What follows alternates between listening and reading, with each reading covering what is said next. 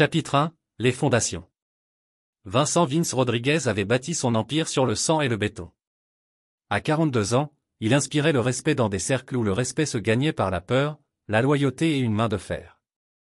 Son entreprise de construction, Rodriguez Holdings, était le visage légitime d'opérations qui s'étendaient jusque dans les profondeurs des réseaux souterrains de la ville.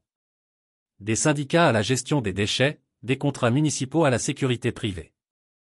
L'influence de Vince s'étendait comme une barre d'acier à travers les fondations de la zone métropolitaine. Il avait épousé Linda Hoffman 12 ans auparavant, alors qu'elle était une serveuse en difficulté, avec des rêves plus grands que son compte en banque.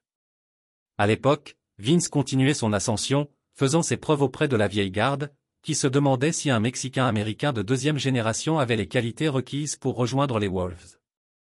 Linda avait été belle, ambitieuse et suffisamment intelligente pour voir le potentiel d'un homme que d'autres sous-estimaient. Leur maison de Westfield Hills reflétait l'ascension de Vince. 550 mètres carrés de luxe moderne sur un terrain de 1,2 hectares, avec une allée circulaire qui serpentait le long de jardins parfaitement entretenus.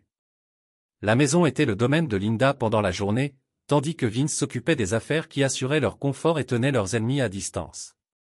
Ce que Linda ne comprenait pas vraiment, c'est que la réussite de son mari reposait sur des règles tacites. La loyauté était primordiale.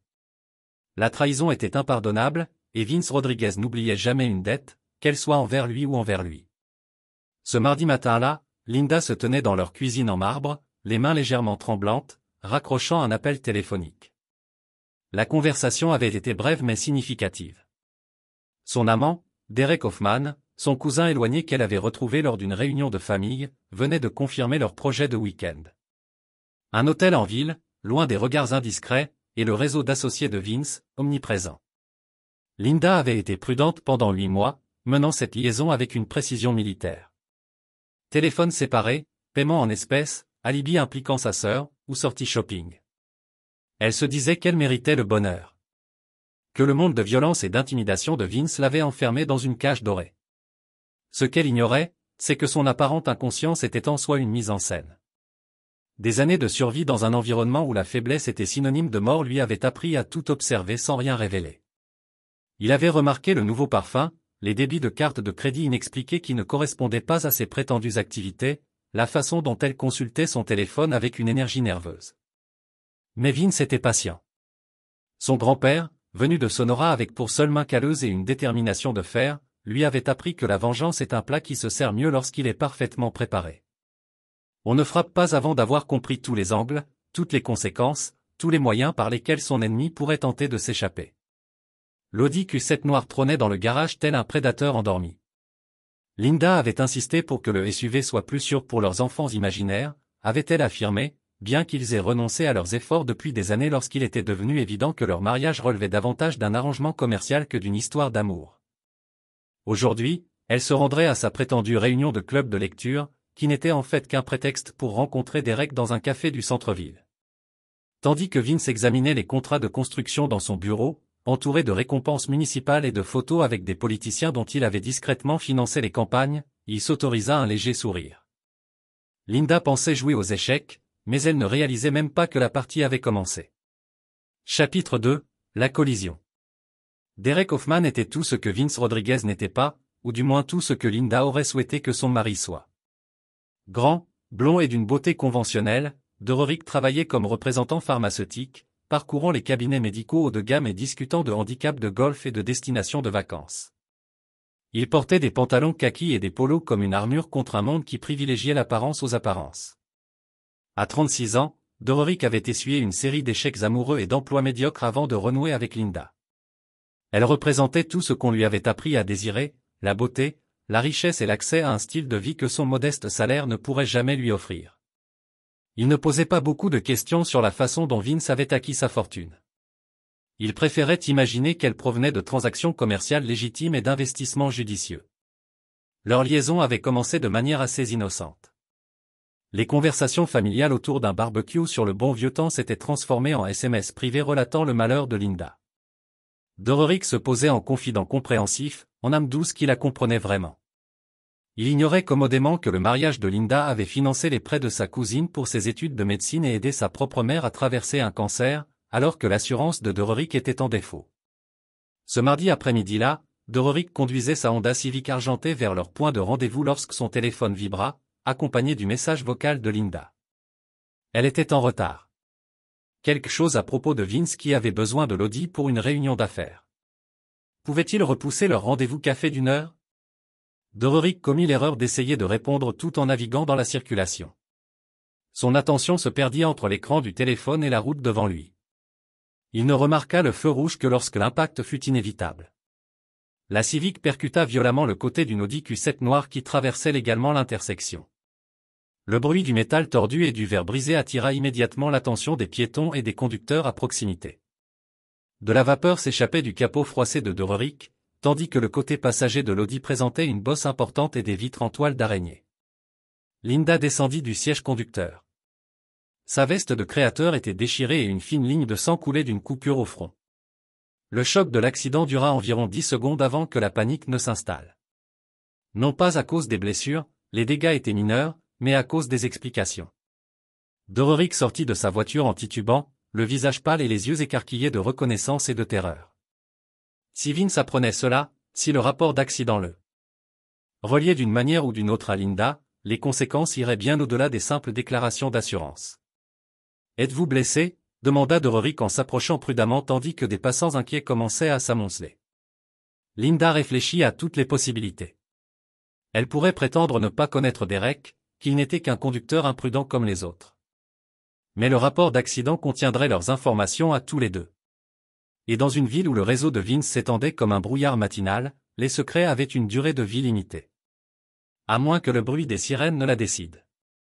Lorsque l'agent Timothy Brennan arriva sur les lieux, un vétéran de la police routière avec 15 ans d'expérience et ayant vu suffisamment d'accidents pour déceler les mensonges à 50 mètres, Linda était prête à raconter son histoire. « Dieu merci, vous êtes là », dit-elle, la voix pleine de larmes avec une aisance maîtrisée. Ce maniaque est sorti de nulle part. Mon mari conduisait. Il est toujours ivre l'après-midi. J'ai essayé de l'arrêter, mais il ne m'écoute jamais. L'agent Brennan a inspecté les lieux du crime, notant la répartition des dégâts et la position des deux véhicules. Quelque chose clochait dans le récit de la femme, mais les situations familiales impliquant des conducteurs ivres exigeaient une gestion prudente. « Où est votre mari maintenant, madame ?» Linda fit un geste vague vers l'intersection. Il s'est enfui en entendant les sirènes. Il m'a laissé ici pour gérer ce désordre, comme toujours. Je suis Linda Rodriguez. Tout cela va me retomber dessus à cause de son problème d'alcool. Chapitre 3. La révélation. L'agent Brennan documentait la scène de l'accident lorsque Vince Rodriguez est arrivé. Il avait reçu l'appel paniqué de Linda 15 minutes après la collision. Un appel où elle expliquait en larmes que quelqu'un avait percuté leur voiture alors qu'elle se rendait à son club de lecture. Pourrait-il venir vite, s'il vous plaît? Vince avait quitté sa réunion. Avec des entrepreneurs municipaux et conduit directement sur les lieux, son esprit analysant déjà la situation. La voix de Linda portait des notes de peur qui semblaient disproportionnées par rapport à un simple accrochage, et son explication selon laquelle elle était seule dans la voiture contredisait ce que son instinct lui disait de la scène à laquelle il s'approchait. Il gara son escalade noire de l'autre côté de la rue et observa la scène pendant plusieurs minutes avant de s'approcher. Linda se tenait à côté de l'Audi accidenté, parlant avec animation à un policier tout en désignant une Honda argentée avec une silhouette familière à ses côtés. Derek Hoffman, le même Derek, qui avait posé des questions étrangement précises sur l'emploi du temps de Linda lors de récentes réunions de famille. Alors que Vince s'approchait des lieux, il capta des bribes de la performance de Linda. Toujours ivre, jamais responsable. M'a laissé ici. L'agent Brennan était en train de recueillir la déposition de Linda lorsque Vince s'approcha et lui tendit son permis de conduire sans qu'on le lui demande. Je suis Vincent Rodriguez. Voici mon véhicule et ma femme. Je crois comprendre qu'il y a eu un accident. Brennan jeta un coup d'œil où il avait un permis de conduire, puis il y jeta un regard noir. Son expression passa du professionnalisme routinier à une expression proche de l'anxiété. Vincent Rodriguez n'était pas un citoyen ordinaire. Il était le Vincent Rodriguez, l'homme dont l'entreprise de construction avait construit la moitié des bâtiments municipaux de la ville, l'homme dont les dons finançaient les associations caritatives de la police et dont les relations politiques atteignaient la mairie. Plus important encore, l'agent Brennan avait vu les notes de service concernant les personnes nécessitant une attention particulière lors des interactions. Le nom de Rodriguez figurait sur des listes que les agents de patrouille étaient invités à mémoriser. Monsieur, je suis vraiment désolé. Je n'en savais rien, dit Brennan, sa voix prenant un ton réservé aux juges, aux procureurs et à ceux qui pouvaient faire disparaître leur carrière d'un simple coup de fil. Linda observa cette transformation avec une confusion croissante. L'attitude de l'agent avait complètement changé à la vue des papiers d'identité de Vince. Ce n'était pas la réaction de quelqu'un qui a affaire à un mari ivre et irresponsable, décrivit-elle. Madame, dit l'agent Brennan en se tournant vers Linda avec une irritation à peine dissimulée. Savez-vous qui est votre mari? Linda regarda Vince et l'agent, son esprit peinant à assimiler le changement de dynamique. Ce n'est personne d'exceptionnel, dit-elle lentement, ses mots sonnant creux, même à ses propres oreilles. L'agent Brennan secoua la tête, son expérience diplomatique dans la gestion des situations sensibles se mêlant à son agacement d'avoir été induit en erreur. Madame, votre mari est Vincent Rodriguez. C'est l'un des hommes d'affaires les plus respectés de la ville. Son entreprise a réalisé la plupart de nos projets d'infrastructure et y contribue largement aux services municipaux. L'agent marqua une pause, réalisant qu'il en révélait plus que ce que la politique recommandait, mais le mal était fait. Le visage de Linda était devenu pâle lorsque les implications de son mensonge devinrent évidentes. Elle avait dépeint Vince comme un ivrogne irresponsable à un policier qui savait exactement qui il était et ce qu'il représentait. Derek Hoffman, figé près de sa Honda accidentée, observait la scène avec une horreur croissante. Il savait que le mari de Linda avait réussi, mais la réaction de l'agent suggérait une influence qui s'étendait bien au-delà des contrats de construction et des dons caritatifs. Vince resta silencieux tout au long de l'échange, son regard noir passant de Linda, Derek et l'agent Brennan aux patients prédateurs. Il avait appris depuis longtemps que les gens en disent plus lorsqu'on les laisse parler que lorsqu'on les presse de répondre. Je pense qu'il y a eu une certaine confusion sur les détails de cet accident, dit finalement Vince, sa voix emplie de l'autorité tranquille de quelqu'un habitué à être obéi. Ma femme était visiblement secouée par la collision. Peut-être devrions-nous nous concentrer sur les faits plutôt que sur des spéculations sur la responsabilité. L'agent Brennan hocha vivement la tête, reconnaissant de cette sortie diplomatique d'une situation de plus en plus délicate. Absolument, monsieur Rodriguez. D'après les dommages et les témoignages, il semble que la Honda ait grillé le feu rouge. Cas manifeste de non-respect du droit de passage.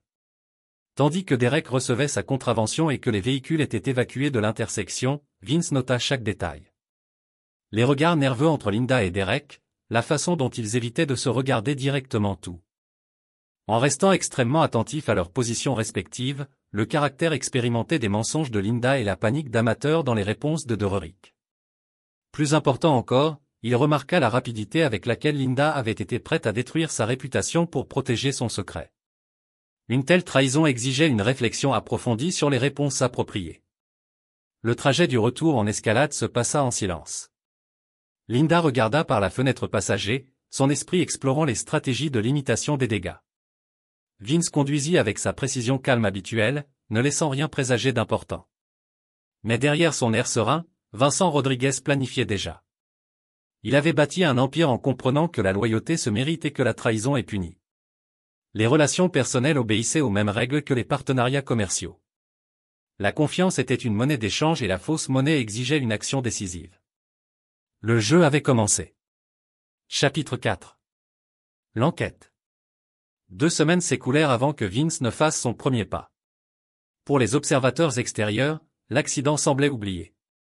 L'audi était réparé, les compagnies d'assurance s'occupaient de leurs formalités administratives et la vie chez les Rodriguez continuait son cours normal.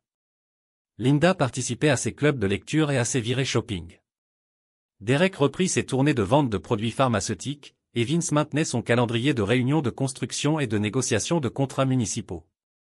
Mais sous la surface, Vince menait une enquête avec la rigueur d'un procureur fédéral.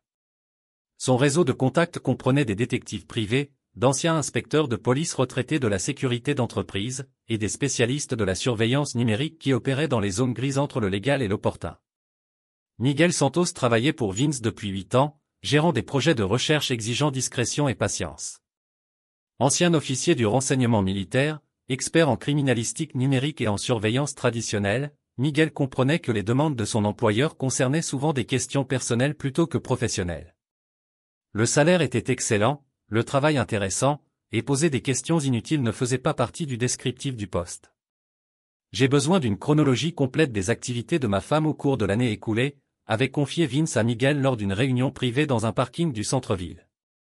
Relevés téléphoniques, transactions par carte de crédit, activités sur les réseaux sociaux, géolocalisation, tout.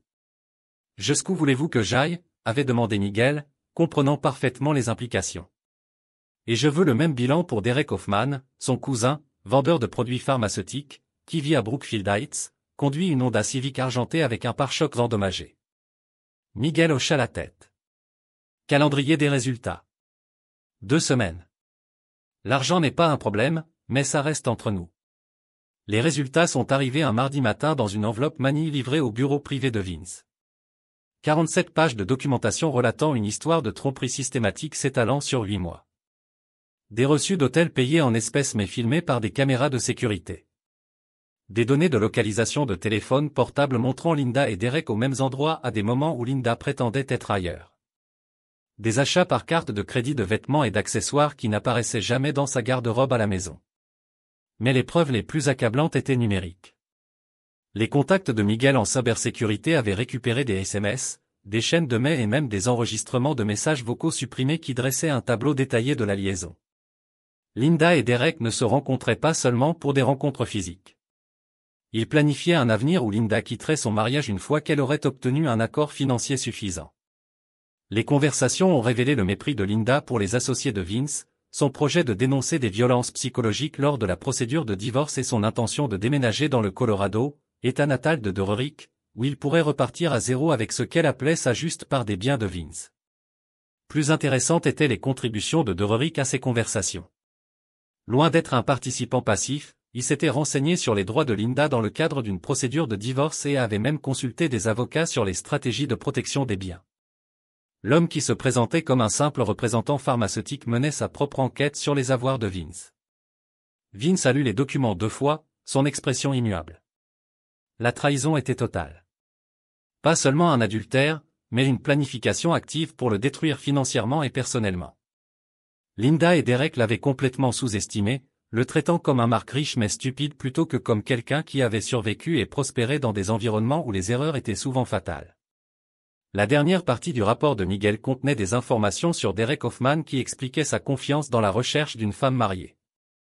Le poste de Dererick dans la vente de produits pharmaceutiques lui donnait accès à des cabinets médicaux dans toute la région, notamment à plusieurs cliniques qui s'occupaient des ouvriers du bâtiment de Vince.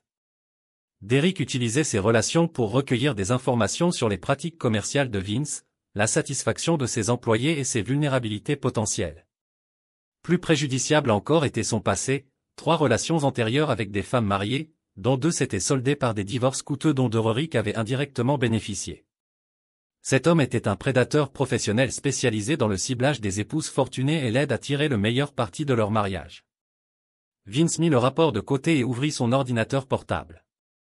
Son agenda affichait des réunions avec des fonctionnaires municipaux, des représentants syndicaux et des investisseurs potentiels, prévus pour le mois suivant.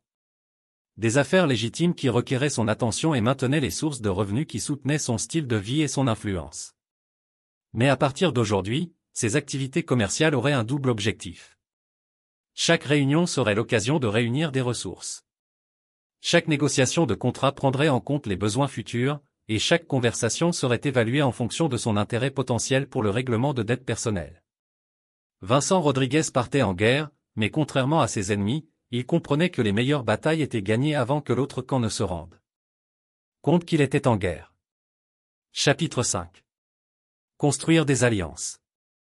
La première décision stratégique de Vince consista à renouer avec d'anciens associés dont la loyauté avait été mise à l'épreuve au fil des années. Tony Morale dirigeait une entreprise de gestion des déchets qui desservait la plupart des quartiers commerciaux de la métropole. Leur relation remontait à 12 ans, lorsque Vince avait aidé Tony à décrocher son premier grand contrat municipal. La rencontre eut lieu dans la propriété de Tony à South Hills, une vaste propriété qui abritait à la fois ses activités commerciales légitimes et sa résidence personnelle. Tony assurait sa propre sécurité, ses propres règles et ses propres méthodes pour gérer les problèmes qui échappaient aux recours juridiques conventionnels. « Vincent, content de te voir », dit Tony en embrassant Vince de la manière traditionnelle. « Cela fait trop longtemps que tu n'es pas venu. » Ils étaient assis dans le bureau privé de Tony, entourés de récompenses d'organisations environnementales et de photos avec des maires et des membres du conseil municipal. L'entreprise légitime de Tony générait un chiffre d'affaires substantiel et employait plus de 200 personnes. Mais ses activités principales restaient ancrées dans les valeurs ancestrales du quartier, loyauté, respect et action décisive contre ceux qui trahissaient la confiance. J'ai une affaire personnelle à traiter avec prudence. Vince expliqua, ma femme m'a été infidèle. Il s'agit de projets visant à me nuire financièrement et professionnellement. L'expression de Tony se durcit. Il avait rencontré Linda Rodriguez lors de diverses réceptions et avait toujours remis en question son engagement envers le monde de son mari. Comment puis-je aider? J'ai besoin de ressources pour une intervention complète, de moyens de transport, de lieux sécurisés et de personnel qui comprennent l'importance de la discrétion. Considérez cela comme fait. Quel est le calendrier prévu? Plusieurs semaines de préparation, puis une exécution rapide. L'objectif est de faire disparaître complètement les problèmes de ma vie. Tony acquiesça.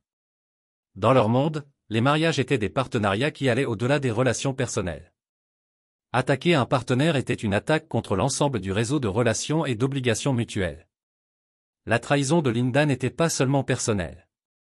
C'était une atteinte à la structure qui maintenait leur communauté stable et prospère. La deuxième rencontre de Vince eut lieu avec Carmen Delgado, qui dirigeait l'entreprise de sécurité privée la plus prospère de la région. Carmen avait effectué 3 missions en Irak avant de rentrer chez elle et de découvrir que ses compétences militaires étaient parfaitement transposables au service de protection d'entreprise. Son entreprise assurait la sécurité de personnalités de renom. Des dirigeants, des témoins, des affaires juridiques sensibles et des personnes nécessitant une protection contre des menaces que les forces de l'ordre ne pouvaient pas gérer adéquatement. J'ai besoin d'une équipe pour une situation familiale, a déclaré Vince à Carmen lors d'un déjeuner dans un restaurant chic du centre-ville. Cibles multiples, logistique complexe et confidentialité absolue. Carmen avait travaillé avec Vince sur plusieurs dossiers de sécurité liés à l'entreprise. Elle comprenait sa réputation et l'importance d'entretenir des relations professionnelles avec des personnes bien rémunérées et ne demandait jamais à ses équipes de prendre des risques inutiles. Nombre d'employés et durée des interventions, environ 1 semaine. Temps de préparation, paiement flexible et espèces à la fin. Tarif standard, plus prime de confidentialité. Nous aurons besoin des détails opérationnels 48 heures avant l'exécution. Le troisième élément du réseau de Vince concernait sa relation avec la juge Patricia Hoffman, tante de Derek et juge aux affaires familiales avec 23 ans d'expérience. La juge Hoffman était connue pour son approche ferme mais juste des affaires familiales, notamment celles concernant le partage des biens et les modalités de garde. Ce que la plupart des gens ignoraient, c'est que le fils de la juge Hoffman avait été arrêté pour conduite en état d'ivresse 3 ans plus tôt. Les charges avaient été réduites grâce à cette intervention d'un avocat spécialisé dans la représentation des employés municipaux et qui se trouvait être salarié de Vince. La juge Hoffman n'avait jamais été informée de cet arrangement, mais elle comprenait que certaines politesses étaient parfois accordées aux membres de la famille de personnalités respectées de la communauté. La rencontre de Vince avec la juge Hoffman a eu lieu dans son cabinet un vendredi après-midi. La conversation a été soigneusement structurée afin de respecter les limites légales tout en veillant à ce que certaines informations soient correctement transmises. Votre honneur, je voulais aborder une affaire familiale qui pourrait éventuellement nécessiter l'intervention d'un tribunal, a commencé Vince. Ma femme a une liaison avec votre neveu, Derek. Je possède des documents importants sur leur relation et leur projet de divorce agressif. Le visage de la juge Hoffman est resté neutre, mais Vince a lu l'inquiétude dans son regard. Les scandales familiaux impliquant le personnel judiciaire créent des complications éthiques et une attention indésirable. Je vous remercie d'avoir attiré mon attention sur ce point, monsieur Rodriguez. Si une telle affaire est portée devant les tribunaux, je me récuserai naturellement en raison de liens familiaux. Bien sûr, je voulais m'assurer que vous étiez au courant de la situation avant toute procédure. Je crois en la transparence dans les relations familiales. S'entrecroiser avec des procédures judiciaires. Le message était clair. Vince possédait des preuves détaillées de l'implication de Derek avec Linda, et ces preuves pourraient être rendues publiques si l'affaire suivait une procédure de divorce conventionnelle. Le juge Hoffman souhaitait minimiser l'exposition de sa famille au scandale, et Vince lui offrait la possibilité de gérer l'affaire en privé. À la fin de la 2e semaine, Vince avait rassemblé des ressources, notamment du personnel de sécurité, des moyens de transport, des installations sécurisées et une protection juridique. Son réseau comprit que Vincent Rodriguez réclamait des faveurs, et ils répondirent avec la loyauté bâtie par des années de soutien mutuel et de prospérité partagée. Linda et Derek poursuivirent leur liaison, ignorant que leur communication était surveillée et leurs plans documentés. Ils pensaient agir en secret, planifiant un avenir qui détruirait Vince tout en s'enrichissant. Mais ils se produisaient en réalité devant un public d'une seule personne, un homme qui comprenait que la trahison impliquait des conséquences, et qui possédait à la fois les ressources et la patience nécessaires pour garantir que ces conséquences soient complètes et permanentes. Chapitre 6. Le piège. Le plan élaboré par Vince était élégant par sa simplicité et dévastateur par son ampleur. Plutôt que de simplement révéler la liaison ou d'engager une procédure de divorce conventionnelle, il créerait une situation où Linda et Dororik se détruiraient tout en croyant atteindre leurs objectifs. La clé résidait dans le faible de Dororik pour les raccourcis et dans l'hypothèse de Linda selon laquelle Vince était trop confiant pour découvrir leur trahison. Tous deux avaient sous-estimé leur adversaire et Vince comptait utiliser leur excès de confiance contre eux. Miguel Santos reçut de nouvelles instructions lors de leur troisième rencontre. « Je veux que vous créiez une fausse opportunité d'investissement », expliqua Vince. Quelque chose qui semble extrêmement rentable, mais qui nécessite un investissement immédiat. Commercialisez-le spécifiquement auprès de Derek Hoffman par des canaux de confiance. Quel type d'investissement ? Demanda Miguel. Les droits de distribution pharmaceutique d'un nouveau médicament contre l'arthrite. L'expérience de Dororik en fait une cible naturelle, et le domaine médical regorge d'opportunités légitimes qui peuvent être imitées de manière convaincante. Miguel hocha la tête. Créer de fausses opportunités commerciales relevait plus de l'art que de la science, exigeant une documentation réaliste, des témoignages crédibles et un timing qui semblait naturel plutôt que pratique. Calendrier et budget. 2 semaines pour établir la crédibilité, puis déploiement rapide. Dororik doit croire qu'il a découvert une opportunité exclusive qui lui permettra de financer sa nouvelle vie avec Linda. Le stratagème pharmaceutique a nécessité une préparation importante. L'équipe de Miguel a créé une société fictive appelée MedTech Distribution Partners, dotée d'un site web professionnel, de documents d'entreprise et de références de médecins qui étaient en réalité des agents de sécurité de Carmen Delgado utilisant de fausses identités. L'opportunité d'investissement a été structurée de manière à correspondre spécifiquement au parcours et à la situation financière de Dororik. Metesh prétendait avoir obtenu les droits de distribution exclusifs d'un médicament révolutionnaire contre l'arthrite, sur le point d'être approuvé par la FDA. Les premiers investisseurs pouvaient acheter des territoires de distribution pour $150 000 chacun, avec un rendement prévu de 3 cents % dès la première année. Dororik a été contacté par l'intermédiaire d'un ancien collègue recruté pour l'opération. L'approche était subtile, une simple allusion à une opportunité lucrative lors d'une conférence pharmaceutique, suivie de documents confidentiels que Dororik a dû promettre de ne pas divulguer. Linda s'est impliquée lorsque Dororik a partagé les détails de l'investissement lors d'une de leurs réunions à l'hôtel. L'opportunité semblait trop belle pour être manquée, mais les économies et les lignes de crédit de Dororik ne pouvaient que couvrir ses frais. 75 000 $ de l'investissement requis. Linda suggéra qu'il pourrait accéder au reste des fonds via ses comptes d'urgence, argent qu'elle avait discrètement accumulé dans son budget familial pendant plusieurs années. Ni Linda ni Dororik ne se rendaient compte que Vince surveillait les comptes cachés de Linda depuis des mois. Il savait exactement combien d'argent elle avait économisé et comment elle comptait y accéder. Plus important encore, il savait qu'une fois que Linda aurait retiré les fonds destinés à l'investissement de Dororik, elle s'engagerait dans une voie irréversible. Le timing était crucial. Vince souhaitait que Linda et Dororik prennent leur engagement d'investissement pendant une semaine où il assisterait à une conférence sur le secteur de la construction à Las Vegas. Son absence leur donnerait confiance pour aller de l'avant sans craindre d'être immédiatement découvert. L'équipe de sécurité de Carmen Delgado a commencé à surveiller les activités de Derek 2 semaines avant le déploiement prévu. Ils ont documenté ses routines quotidiennes, identifié ses emplacements habituels et établi des schémas utiles pour la phase finale des opérations. Target maintient un calendrier régulier. Carmen a fait son rapport lors d'une réunion d'information. Appartement à Brookfield Heights. Bureau dans le quartier médical. 3 restaurants habituels pour les réunions clients. Aucune sensibilisation ni contre-mesure de sécurité inhabituelle. Des relations personnelles en dehors de l'affaire principale, demanda Vince. Une ex-petite amie qui appelle encore occasionnellement. Une mère en résidence médicalisée. Et un frère à Phoenix avec qui il parle tous les mois. Aucun ami proche ni confident susceptible de perturber les opérations.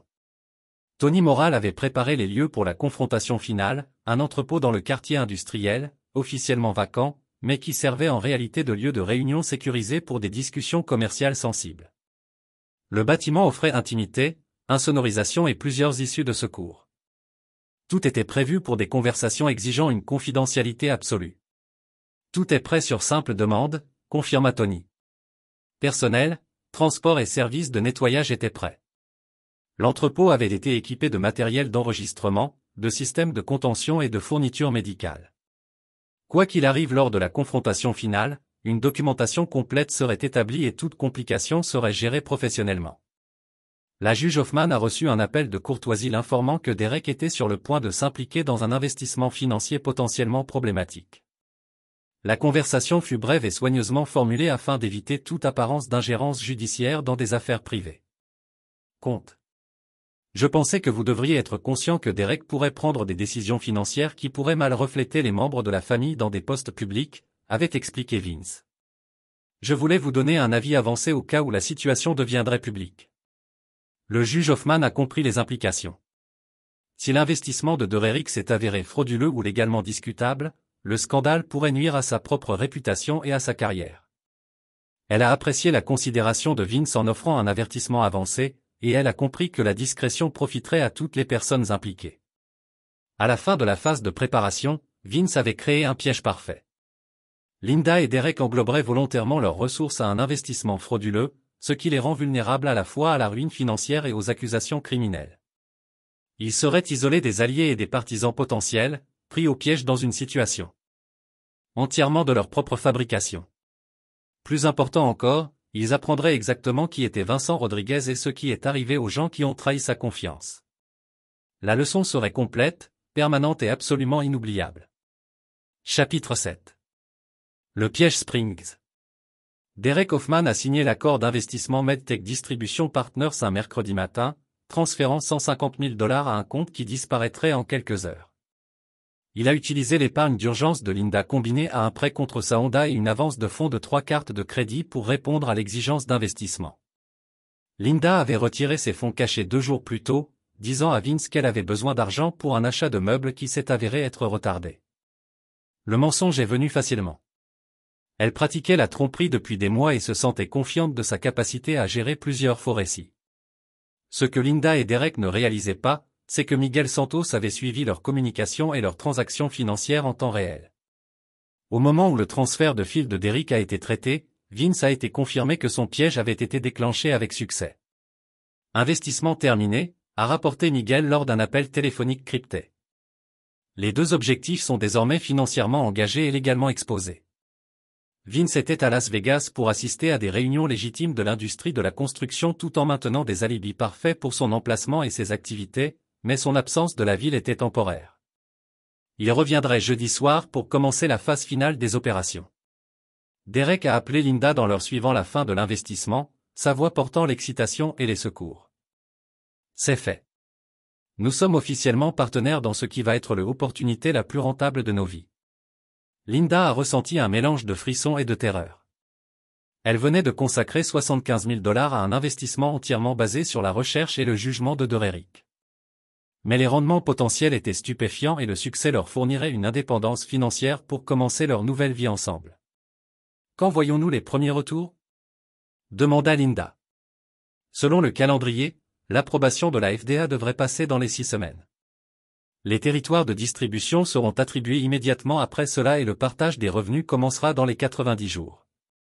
Aucun d'eux ne considérait la possibilité que MedTech Distribution Partners soit une fiction élaborée créée spécifiquement pour exploiter leur cupidité et leur désespoir. Ils s'étaient tellement concentrés sur l'opportunité d'échapper à leur situation actuelle qu'ils avaient ignoré la diligence raisonnable de base sur l'entreprise et ses affirmations.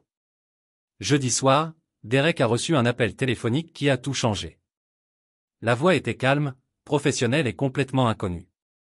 Monsieur Hoffman, voici Marcus Webb de la Security and Exchange Commission. Nous devons vous parler immédiatement concernant votre récent investissement avec MedTech Distribution Partners. Le sang de Derek a fait froid. Je suis désolé. Qu'est-ce que ceci, monsieur ? MedTech Distribution Partners est actuellement sous enquête fédérale pour la fraude en valeurs mobilières. Nous avons des preuves que vous et plusieurs autres investisseurs avez été victimes d'un régime élaboré. Nous avons besoin que vous veniez immédiatement à notre bureau de campagne pour fournir des témoignages et de la documentation.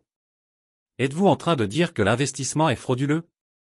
Monsieur, je ne peux pas discuter des détails par téléphone, mais j'ai besoin que vous compreniez que votre coopération avec cette enquête peut être votre seule occasion de récupérer vos fonds investis et d'éviter les accusations criminelles en tant qu'accessoire. Doréric a raccroché le téléphone avec des mains serrées. Tout son avenir, l'argent, la vie avec Linda, l'évasion de la médiocrité, venait de s'évaporer en un seul appel téléphonique. Pire, il était apparemment confronté à des accusations criminelles potentielles pour avoir participé à la fraude à la sécurité. Linda a reçu son propre appel 30 minutes plus tard. La voix était une femme, tout aussi professionnelle et tout aussi terrifiante. Madame Rodriguez, c'est l'agent Sarah Kim de la division des crimes financiers du FBI. Nous devons vous parler des transactions financières que vous avez effectuées dans le cadre de Derek Hoffman et MedTech Distribution Partners. Je ne le fais pas comprendre quelles transactions financières. Madame, nous avons des preuves que vous avez fourni des fonds pour un programme d'investissement actuellement sous enquête fédérale. Votre coopération avec notre enquête est essentielle et nous devons vous rencontrer immédiatement. L'esprit de Linda a couru à travers des possibilités.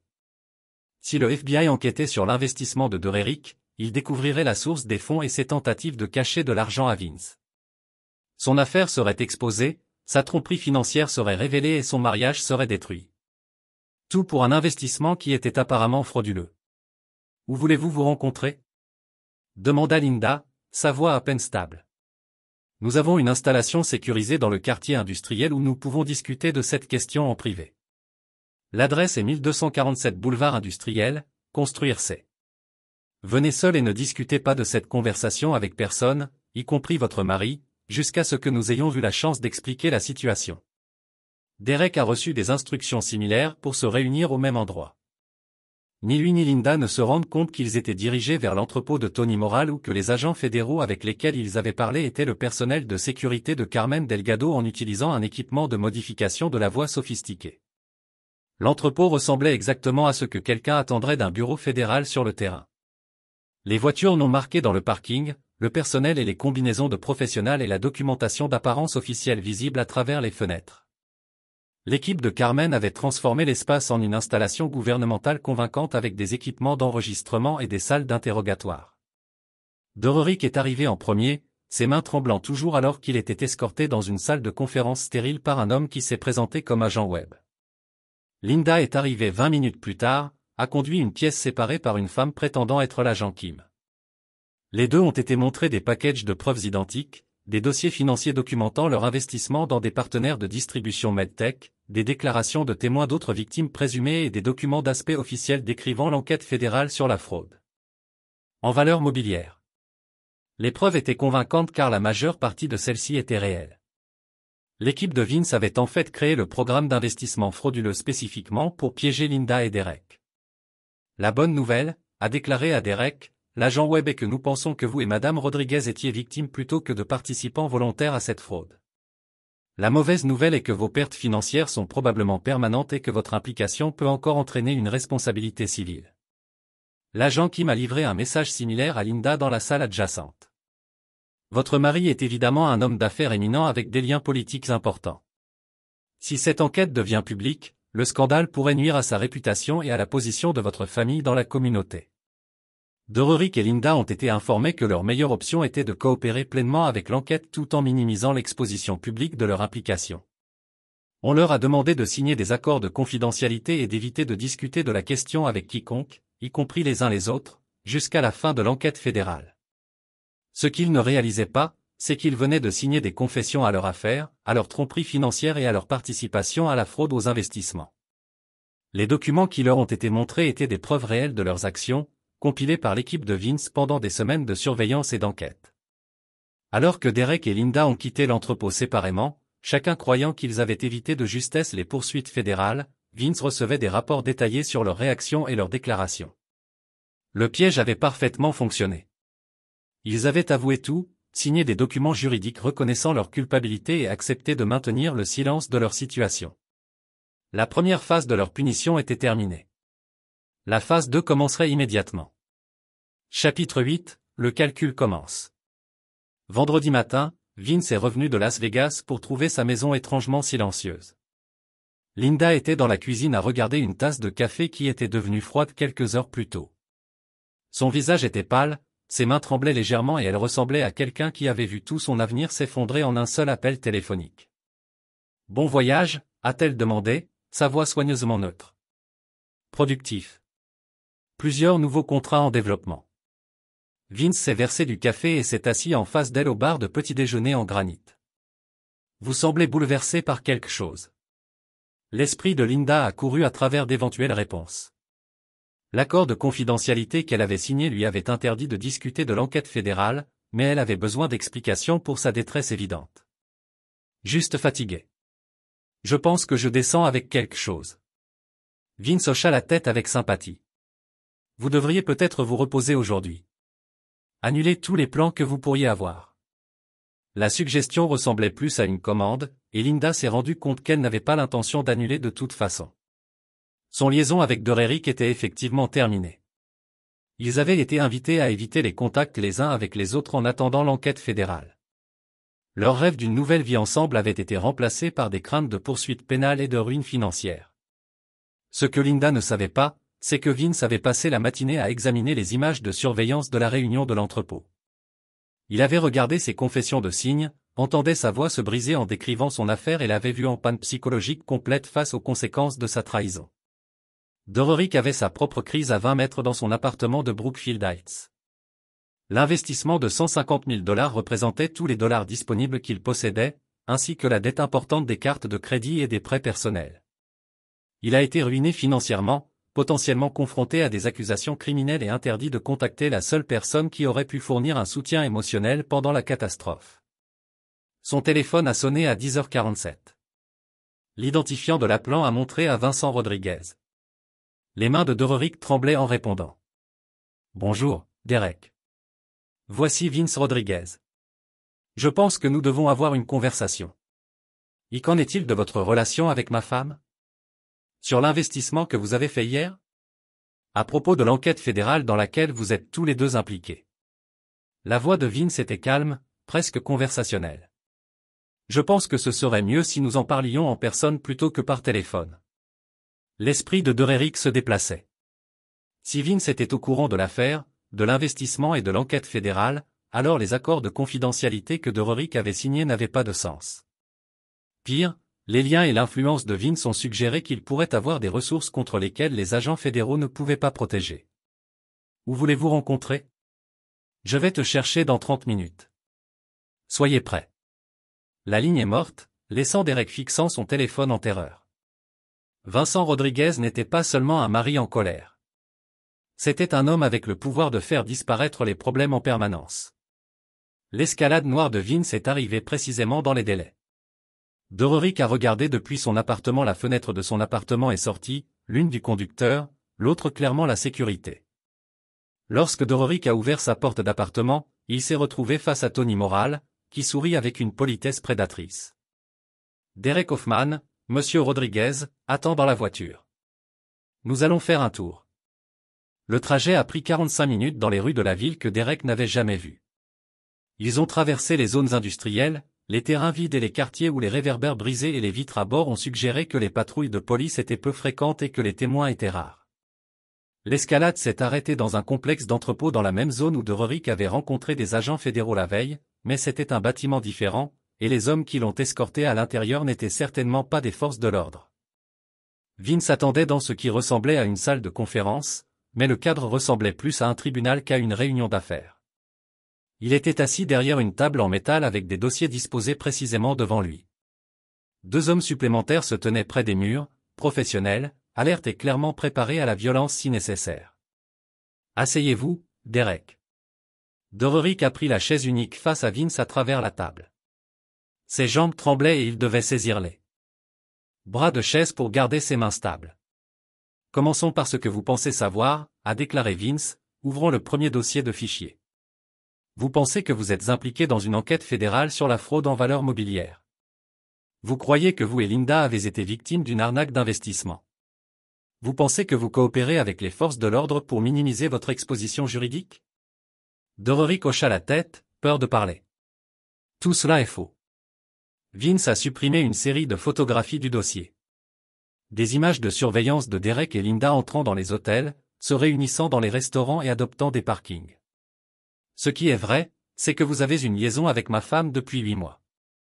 Ce qui est vrai, c'est que vous avez investi 150 000 $ dans une entreprise frauduleuse que j'ai créée spécifiquement pour vous piéger. Ce qui est vrai, c'est qu'il n'y a pas d'enquête fédérale. Vous avez avoué tout hier à mon peuple. Derek sentit les pièces tourner autour de lui. Votre peuple? Les agents fédéraux avec lesquels vous avez parlé travaillent pour moi. L'entrepôt où vous avez rencontré est le mien.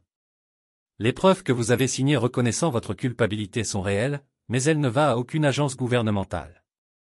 Ça reste avec moi. Vince a ouvert le deuxième dossier, révélant des dossiers financiers montrant la destruction fiscale complète de Derek. Votre argent d'investissement a disparu pour toujours. Votre crédit est ruiné. Votre travail disparaîtra lorsque votre employeur apprendra votre relation avec la femme d'un client marié. Et votre famille découvrira exactement le type d'homme que vous êtes vraiment. Que voulez-vous? Murmura Derek. Je veux que vous compreniez quelque chose de très important. Vous avez essayé de voler ma femme, de détruire mon mariage et de voler mon argent. Vous m'avez traité comme un imbécile qui ne remarquerait pas ou qui ne riposterait pas. Vous vous trompez surtout. Vince ferma les dossiers et se pencha en avant. Vous avez deux choix. Choix 1, vous disparaissez de cette ville immédiatement et en permanence. Vous ne contactez plus jamais l'Indo, ne retournez plus jamais dans ce domaine et ne parlez jamais à personne de ce qui s'est passé ici. En échange, je ne poursuivrai pas les accusations criminelles pour fraude, et je ne partagerai pas d'informations sur vos activités avec votre famille. Quel est le choix 2? Vince sourit et Derek sentit de l'eau glacée dans ses veines. Le choix 2 est que vous ne partez pas volontairement et je gère cette situation en utilisant des méthodes qui n'impliquent pas votre coopération. Derek a compris qu'il s'était vu offrir une chance de courir pour sa vie. Combien de temps ai-je? 72 heures. Emballez la lumière. Vous ne reviendrez pas. Deux des hommes de Tony ont escorté Derek à son appartement. Il a eu 3 jours pour liquider ses biens restants, résilier son bail et disparaître pour toujours. S'il était encore dans la ville après dimanche soir, Vincent Rodriguez envisagerait leur accord vide.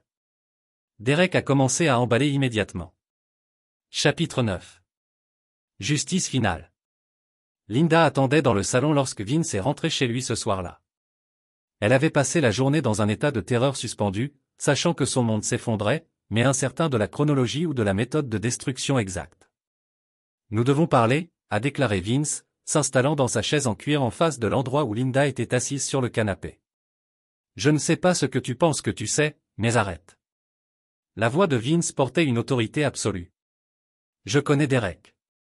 Je connais les hôtels, l'argent que vous avez volé à nos comptes et l'investissement que vous avez fait hier. Je connais vos plans pour me quitter et prendre autant d'argent que possible. Je sais tout. Le visage de Linda se froissant.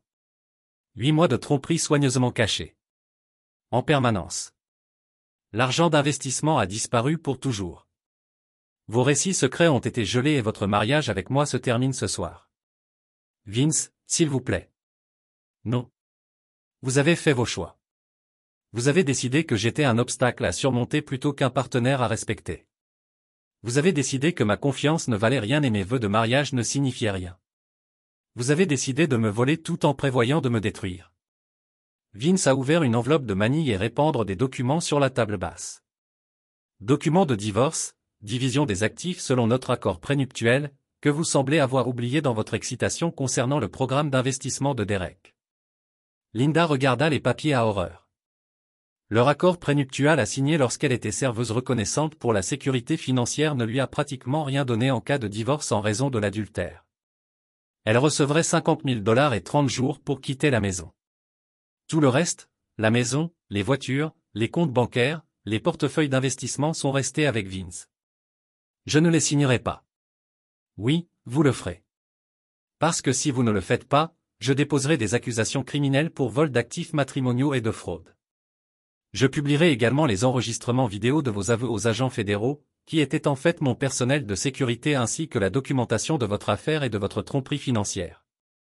Vince a placé une tablette sur la table montrant des images de surveillance de l'immeuble de Derek. Derek fait ses valises dès maintenant. Il comprend que ses choix sont de quitter la ville en permanence ou de faire face à des conséquences qui s'étendent au-delà des poursuites judiciaires. Vous avez le même choix. Vous détruisez ma vie pour une erreur.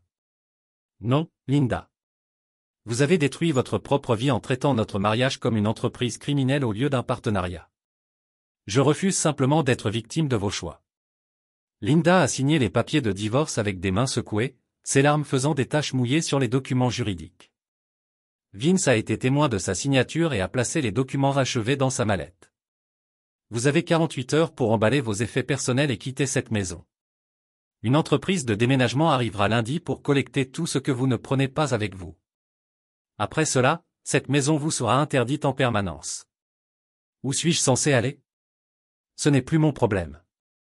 Mais je vous suggère d'éviter d'essayer de contacter Derek. Il ne sera pas disponible pour vous aider à commencer votre nouvelle vie ensemble. Linda a passé le week-end à emballer 12 ans de mariage dans des boîtes en carton. Ses vêtements de créateur, ses bijoux et ses articles personnels ont rempli sa berline et un petit camion de location. Tout le reste, les meubles qu'elle avait choisis, les œuvres d'art qu'elle avait collectées, le style de vie qu'elle avait apprécié, est resté en tant que rappel de ce qu'elle avait jeté. Le départ de Derek a été plus dramatique. Il a vendu sa voiture à un concessionnaire de voitures d'occasion pour $8 000. A mis fin à son bail d'appartement avec une pénalité substantielle et a réservé un billet aller simple pour Phoenix où son frère vivait.